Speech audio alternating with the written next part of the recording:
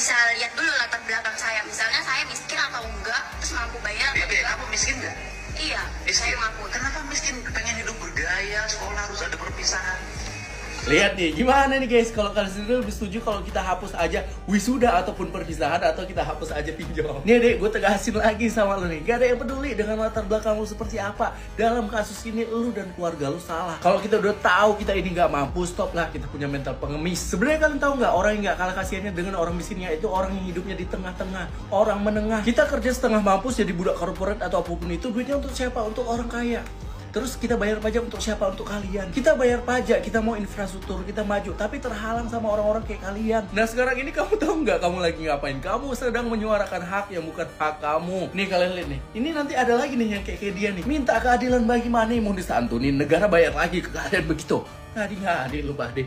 Gue tuh masih nggak ngerti banget ya sama jalan pikiran orang-orang yang bilang kalau Kang Deddy Mulyadi ini menghina orang miskin. Cuman karena Kang Deddy ini bilang kalau miskin jangan belagu. Pada saat ngobrol sama salah satu anak yang rumah orang tuanya ini kena gusur. Jujur ya, kata-katanya ini memang terasa sangat menyakitkan. Tapi itu memang fakta. Emang bener ya, ada jenis manusia yang udah miskin tapi belagu. Gini loh ya, jangan salah paham sama yang dimaksud sama Kang Deddy di videonya. Lihat videonya itu sampai habis, jangan setengah-setengah. Justru ya, di sini Kang Deddy ini sedang membantu supaya para orang tua ini tidak terbebani sama tuntutan kegiatan wisuda untuk anak TK, SD, SMP, dan juga SMA dengan segala perintilannya. Lagian siapa sih pencetus wisuda ini untuk anak sekolah? Hey, nggak semua orang itu mampu dan bisa sekolah aja itu udah alhamdulillah banget. Gue setuju banget ya kalau wisuda itu memang bukan untuk anak sekolah, melainkan untuk jenjang perguruan tinggi sebagaimana mestinya.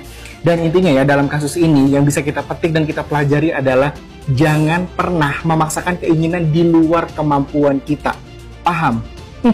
Si Kehet, pantesan lancar ngomongna duta pinjol. Harus diperhatikan saat ajuin pinjaman di aplikasi pinjaman daring yang resmi. Jumlah limit pinjamannya tinggi. Gitu cara nama rek yang sarakeun Aisyah. Bunganya rendah. Rendah di mana?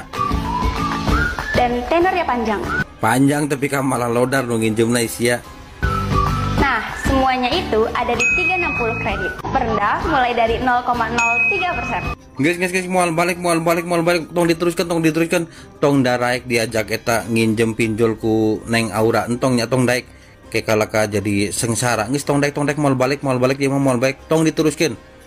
Warga Jawa Barat harusnya bersyukur ya punya gubernur seperti KDM. Ini tidak ada muatan politis atau bagaimana gitu. Tapi menurut aku, lihat KDM menggunakan sosial medianya sebagai CCTV. Buat kalian mengawasi kerjanya dia apa aja, itu adalah suatu langkah yang menurutku progresif. Kenapa begitu? Karena jadikan sosial media jadi CCTV-nya, dia harus membuat konten secara terus-menerus. Jadi at least setiap hari dia harus punya konten, at least setiap hari dia harus kerja yang punya signifikan impact buat masyarakatnya gitu. Jadi konten-kontennya nggak lagi mengenai gubernur main sama anaknya, gubernur lagi liburan sama anaknya, yang kita cuma tinggal gigit jari aja ngelihat konten-konten mereka gitu. Jadi kalian tuh harusnya bersyukur bahwa beliau ini punya niat untuk menjadikan sosial media sebagai channel penyiaran. Jadi tolong didukung, karena DM ini definitely banyak orang yang nggak akan suka sama dia. Karena apa? Dia meningkatkan bar standar dari bagaimana seorang gubernur harus berlaku.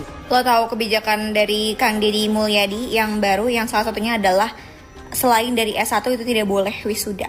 Maksudnya di bawah jenjang S1. Nah kan biasanya tuh anak-anak SMA atau SMP atau SD bahkan TK itu kan pakai toga pas kelulusan. Nah itu tuh udah mulai dilarang. Jujur gue pribadi adalah orang yang sangat mendukung kebijakan ini. Whatever you wanna say, kayak sekali seumur hidup bla bla bla, gue tetap mendukung kebijakan ini. Terus gue ada ketemu satu konten nih yang boleh wisuda cuman yang S1. Gak semua orang bisa kuliah.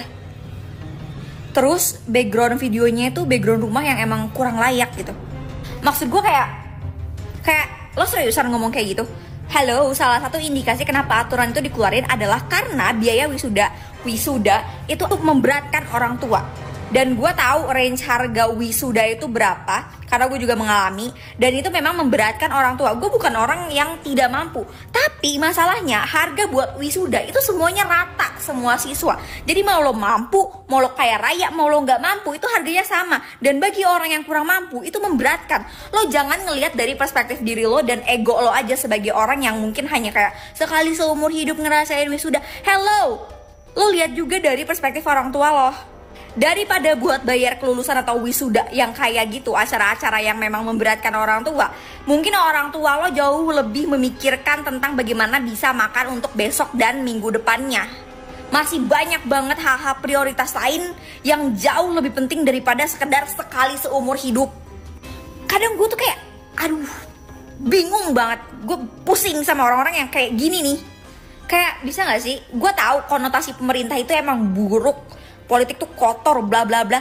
Tapi kalau misalnya ada sebuah kebijakan ataupun aturan, coba lo tinjau lagi, apakah memang seburuk itu? Apakah aturan itu selfish atau dibuat untuk kepentingan pribadi atau kepentingan kelompok tertentu, atau emang kepentingan masyarakat? Kayak orang-orang tuh nggak bisa bedain gitu, kayak selalu netting gitu sama pemerintah.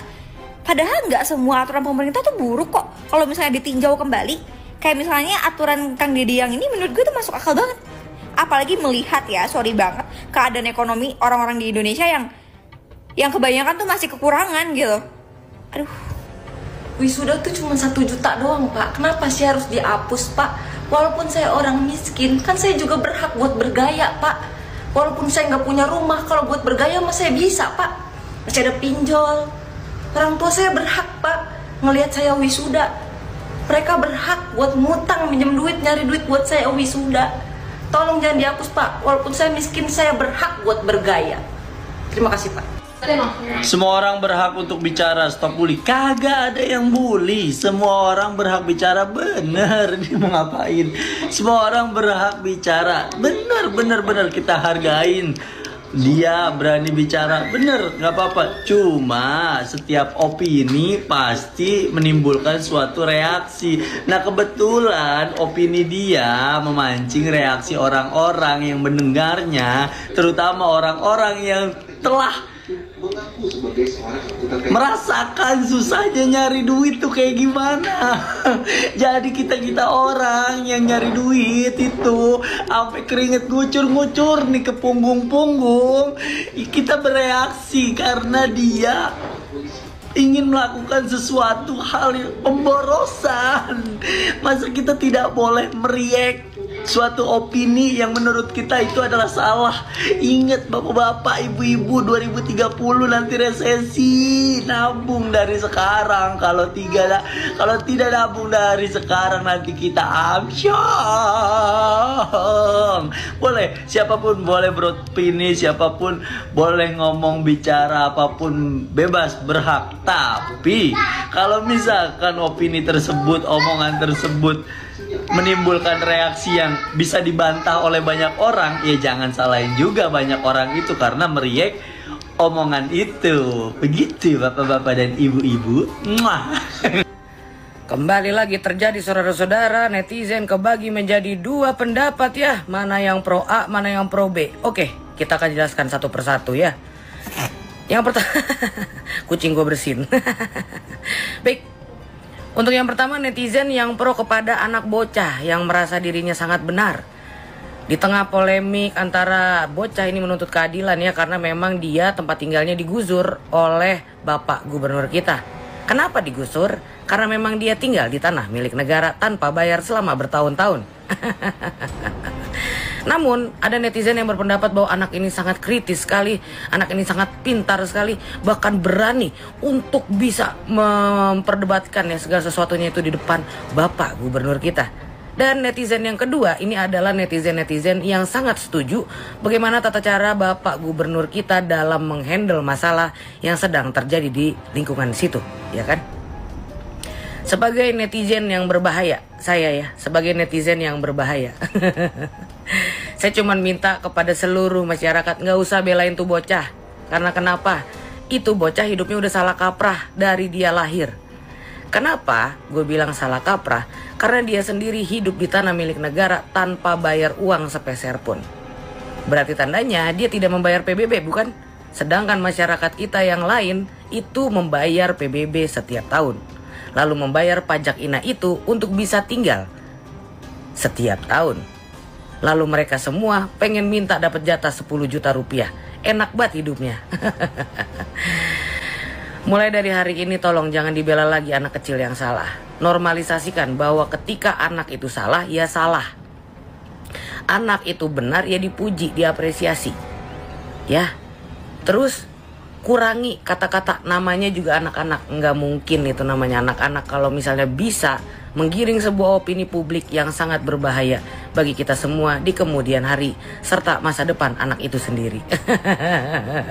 Wabillahi taufik wal hidayah. Wassalamualaikum warahmatullahi wabarakatuh.